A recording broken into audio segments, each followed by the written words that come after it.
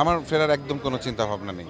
আমি এখন পেছন থেকে কাজ করতে চাই, পেছন থেকে কাজ করছি, ক্যামেরার পেছনেই আছি। সাকিব খান আছে মানে হইতেছে যে ডেফিনেটলি এটা মানে সে তো একজন প্রুভ করা একজন অভিনেতা না, সে মেগাস্টার বাংলাদেশের। তো ডেফিনেটলি সেখানে যে ইনভেস্টমেন্ট হবে সেটার একটা মানে ভালো রিটার্ন আসবে, এটাই তো স্বাভাবিক। অ্যাকচুয়ালি সারা তো অবশ্যই খুব ভালো পাচ্ছি। আর 2 দিন 3 দিন 4 দিনে তো আসলে একটা মানে কম্পেয়ার করে ফেলা যায় না। আপনারা দেখছেন সব শোগুলো হাউসফুল হচ্ছে, তা আশা করি সামনেও হাউসফুল হবে। ভালো লাগছে। হাফ টাইম পর্যন্ত দেখলাম, আমি সত্যি খুব ভালো লাগছে।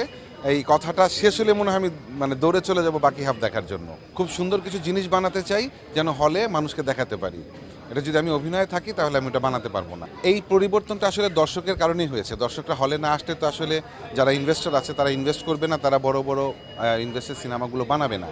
তো দর্শক আসছে, দর্শক যত বেশি আসবে আমাদের বাংলা চলচ্চিত্রে তত বেশি উন্নত হবে। তো সবাইকে অনুরোধ করব, বাংলা চলচ্চিত্র আপনারা হলে এসে দেখুন, আপনারা বাংলা চলচ্চিত্রকে আরও সামনের দিকে এগিয়ে নিয়ে যান।